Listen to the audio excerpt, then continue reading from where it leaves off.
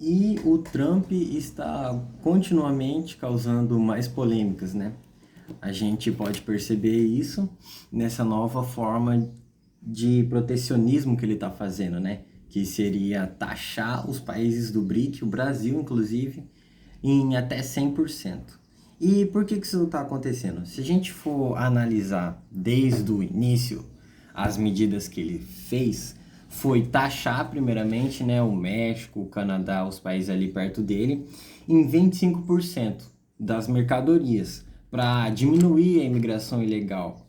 O Canadá até pôde se defender um pouco porque não acontece tanto, mas o México realmente não tem o que falar, né? Porque os mexicanos vão para lá ilegalmente e o abuso de fentanil. Então essa foi a desculpa, mais ou menos, digamos assim, para ele poder falar, não, vou taxar por causa disso, certo? E aí, quais são as implicâncias? Primeiro, que vamos esclarecer, o que ele está fazendo é protecionismo alfandegário. Protecionismo vem de proteção, então ele está protegendo as indústrias dele. Como? Você fala taxar até 25%, taxar até 100%, então quem vai ter que pagar são os países de fora? Não. O negócio é o seguinte, o protecionismo é quando ele quer fechar ele dentro, ele quer se fechar ao comércio exterior para poder proteger as suas empresas. E como que isso funciona? Por exemplo, eu quero comprar um celular. Lá fora, o celular em si é R$ 2.000. Só que se eu não for comprar daqui de dentro, eu for comprar de uma outra marca da China, dos Estados Unidos, enfim, dando um exemplo, pode dizer que o celular vai estar 3 mil e pouco, R$ 4.000. Mas se eu for comprar aqui dentro, vai estar 2 mil. Ou seja, o protecionismo é isso. Ele vai taxar produtos de fora para inocular, incentivar, instigar a população local, população lá de dentro, população nacional, a comprar produtos nacionais, produtos da empresa, assim protegendo a sua empresa contra a competitividade. Imagina uma população do próprio país que, por ver que a empresa não traz produtos assim tão bons, só compra de fora, de fora, de fora. Isso nunca ajuda a empresa de dentro, né? E aí é o que os Estados Unidos está fazendo. Esse protecionismo alfandegário que ele está fazendo é o que? Eu vou taxar em 25% os produtos do México e do Canadá. Então tudo que o México e o Canadá exportar para os Estados Unidos vai ser 25% mais caro para a população que quiser comprar de fora. Então isso vai incentivar a população só comprar as mercadorias de dentro, entendeu? E aí é interessante, eu queria trazer uma visão aqui, pessoal minha, que eu vim analisando assim, e estudando muito os históricos, e isso que está acontecendo, é que os Estados Unidos, ele está fazendo uma medida socialista, uma medida mais de esquerda, né? Porque o protecionismo alfandegário é mais de esquerda, que houve também no governo aqui no Brasil da Dilma Rousseff, não deu muito certo para o Brasil, vou explicar por quê. Então a gente vê que é uma medida mais de esquerda, só que ele usa meio que essa medida de esquerda para incentivar mais o capitalismo. É um pouco confuso, mas a gente pode perceber o seguinte. Vamos pegar os exemplos de governos anteriores que a gente já teve ao longo da história. Por exemplo, a ex-União Soviética, né? União das Repúblicas Socialistas Soviéticas. Ela era só comunismo, comunismo, comunismo soviético, deu uma merda lá, perdeu a... Assim, perdeu não, mas no fim da Guerra Fria ela se desunificou. E a partir daí ela conseguiu crescer com o Mikhail Gorbachev, que fez a Glasnost, que foi a transparência, o fim da censura, e a perestroika principalmente, que foi a reestruturação da economia, né, implantando entidades privadas e semi-privadas para incentivar o capitalismo. Então, a partir dessas reformas, você vê um cara que ele era só de um lado, né, da esquerda, ele implantou medidas de direita e começou a dar certo. Então teve aquele meio termo, não foi só socialismo, comunismo bruto, entendeu? Porque tava dando errado e eles tiveram que colocar um pouco de medidas capitalistas para dar certo. A China, por exemplo, também com o Mao Tse Tung, depois que fez a República Popular da China e tinha o PCC lá da China, que é Partido Comunista Chinês, e Mao Tse Tung, né, fez o que ficou conhecido como Grande Passo Adiante, que na verdade deu merda porque ele queria implantar um socialismo rígido e não estava dando certo. Teve uma crise econômica lá na China muito grande e aí o pessoal viu, pô, não, esse socialismo só aqui não tá dando muito certo. Vamos implantar umas medidas de direita. E você vê que normalmente ou quase sempre para um país ele poder crescer, ele tem que se abrir comercialmente. Entendeu? É o que a China faz. A China, digamos, ela é uma socialista de mercado, porque ela tem práticas socialistas, mas ela é aberta ao mercado, entendeu? Ela exporta muito. Você vê celular, Xiaomi, um monte de coisa. Hoje em dia você vê a maioria dos produtos é chinês, tem aquele selinho, enfim. Até porque as previsões é que até 2030 ela possa passar o PIB dos Estados Unidos. Porque ela é uma socialista de mercado. Nesse mundo globalizado, principalmente agora, você tem que exportar muito para você conseguir crescer, entendeu? E a gente tem também o exemplo dos Estados Unidos, da crise de 1929, que eles colocaram lá um liberalismo absurdo que também deu errado, entendeu? E aí eles retrocederam um pouco. Então, a gente vê que, às vezes, só um lado ou só o outro, o extremismo nunca vai dar certo, entendeu? Você pode ser de um caráter um pouco mais socialista, mas você tem que ter práticas capitalistas para incentivar o mercado. Ou você pode ser totalmente capitalista, mas você tem que... Ué, os Estados Unidos, eles estão implantando medidas socialistas, entendeu? Mas você não pode ser só isso, você não pode ser tão intenso assim, entende? E por que isso? Por que que no Brasil não deu certo? O Brasil, o protecionismo, né? O que acontece? Um dos perigos do protecionismo é dificultar a concorrência estrangeira e retroceder no desenvolvimento. Por quê? Pensa, o Brasil pensou assim, se a gente vai ter o protecionismo alfandegário aqui, então eu já posso garantir que a população não vai comprar de fora. Então eu tô susse. Eu não vou me desenvolver tanto porque eu não vou estar concorrendo com o outro. Porque eu sei que os brasileiros, eles não vão comprar desse outro. Eles vão comprar só de mim, porque o outro está muito caro. Então, já que eles sempre vão comprar de mim, eu não preciso me preocupar em o meu produto ser melhor que o do outro, porque o meu vai ser exclusivo. Eles só vão comprar de mim, eles não vão querer comprar do mais caro. Então, eu não preciso necessariamente deixar o meu produto melhor que o outro, entendeu? E é o que aconteceu, foi um retrocesso no desenvolvimento. Quando você para de competir com os outros mercados, você meio que relaxa os seus produtos, entendeu? E aí quando você vai voltar à concorrência, se o produto está muito abaixo do nível dos outros, e o pessoal não quer mais saber de você. Então, esse é um dos perigos do protecionismo alfandegário. Ele pode incentivar o desenvolvimento das empresas nacionais, ou até o contrário, entende? E por que que o Brasil deu errado quando a gente tentou, e os Estados Unidos provavelmente vai dar certo? Porque você tem que pensar que o mundo, você pensa, um prato típico brasileiro que se come no mundo todo. Talvez tenha um ou outro que é um pouco mais famoso, mas assim, com uma influência global muito forte, é muito difícil você pensar os caras lá nos Estados Unidos, no Canadá, comendo uma feijoada, por exemplo, tal, entende?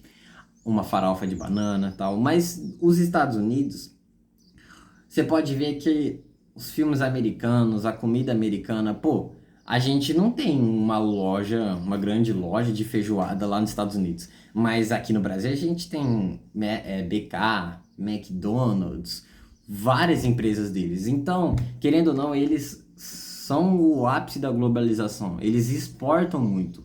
A maioria dos produtos hoje em dia, a Apple, vem dos Estados Unidos, tudo que a gente usa quase. Então, eles usaram protecionismo alfandegário, o que vai acontecer? Eles não querem importar, entendeu? Eles não querem gastar o seu dinheiro importando, eles querem incentivar ainda mais o produto interno, só que eles querem que o pessoal compre deles, entendeu? Então meio que você só quer o benefício de um lado. Você não quer importar dos outros, mas você quer exportar para todo mundo, entendeu? Se isso realmente acontecer, seria muito bom, né? E provavelmente vai acontecer porque os países dependem de produtos e mercadorias dos Estados Unidos, entendeu? Só que na economia, sempre a gente tem uma ação que é boa, mas isso vai acarretar um lado ruim. Ou um lado ruim que talvez possa acarretar uma coisa boa. A gente nunca tem um só lado da moeda. A gente nunca tem só benefício ou só malefício. Entende? Então, a partir do momento que os Estados Unidos falam, não, vocês não podem mais contar comigo porque eu não vou importar mais de vocês, entendeu? E é um mercado assim que fatura bilhões por ano.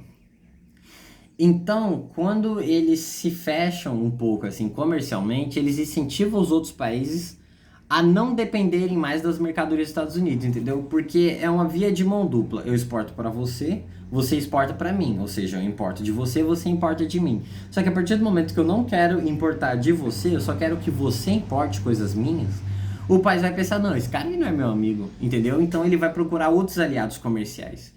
E é isso que pode dificultar um pouco a atuação dos Estados Unidos, porque a partir do momento que ele se fecha dessa forma, ele pode incentivar, instigar os outros países a procurarem outros parceiros comerciais e não a dependerem mais dos Estados Unidos, porque ele fez essa coisa ruim assim com os outros, esse egoísmo, que é o que a gente pode perceber também no exemplo da Rússia, da Europa e do gás russo, né?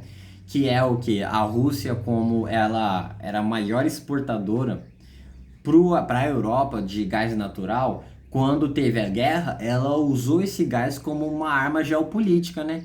De não uma resposta não totalmente unificada da Europa. Porque você pensa, se a Europa atacar com tudo a Rússia, ela vai parar de exportar esse gás natural. E a Europa depende desse gás natural.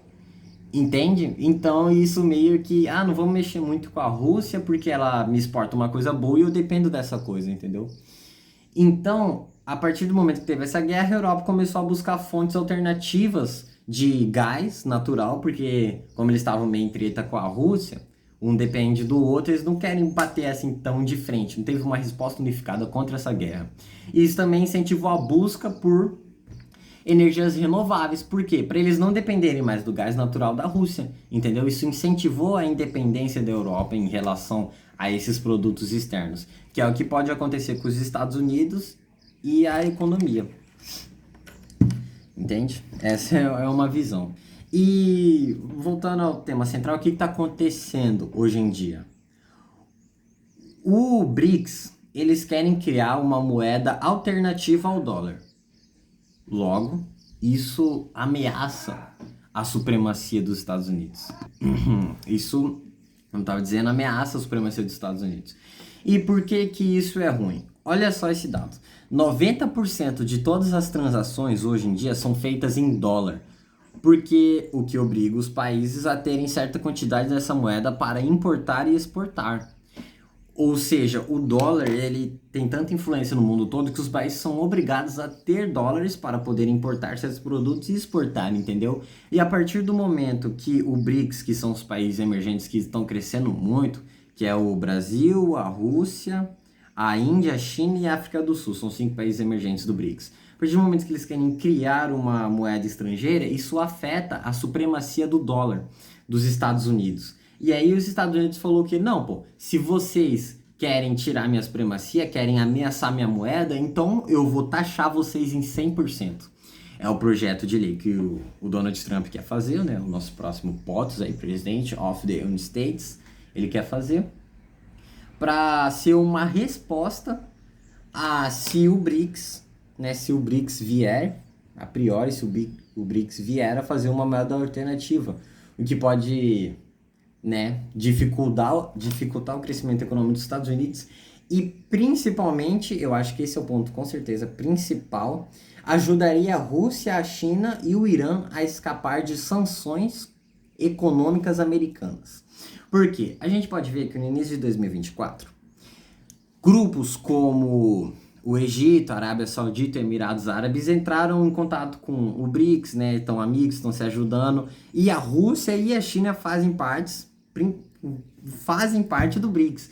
Então, o que são essas sanções americanas? Essas sanções, sanção vem de restringir, de proibir. Então, essas sanções econômicas americanas é que os Estados Unidos está tentando dificultar o crescimento da Rússia, fazendo essa taxação que ele está fazendo, entendeu?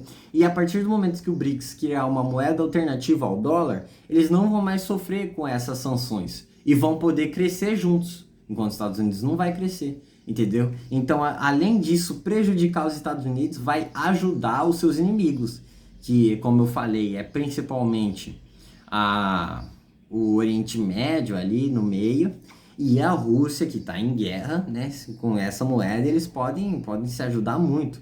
E os Estados Unidos, com essas sanções, querem meio que dificultar o crescimento deles, entendeu?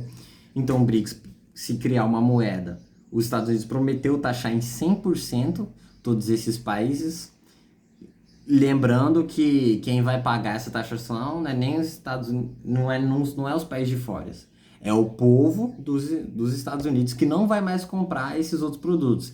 E aí, como esses países eles querem crescer, eles querem que os outros comprem esses produtos para eles ganharem dinheiro e tal, os Estados Unidos não vai fazer isso, ou seja, vai prejudicar a economia dos outros. Se eles vierem a fazer tudo essa moeda alternativa. Então a gente pode ver que todo esse contexto geopolítico que está tendo agora no mundo é muito complexo, né? E dependendo de cada movimentação, pode acontecer coisas que vão acarretar consequências muito demasiadas, né? Referentes às suas iniciativas. Então é isso, né? Expliquei aqui para vocês o que está acontecendo, os países, o BRICS, o que é a moeda alternativa. Isso aí vai vir treta, vai vir confusão e bora ver no que vai dar, né?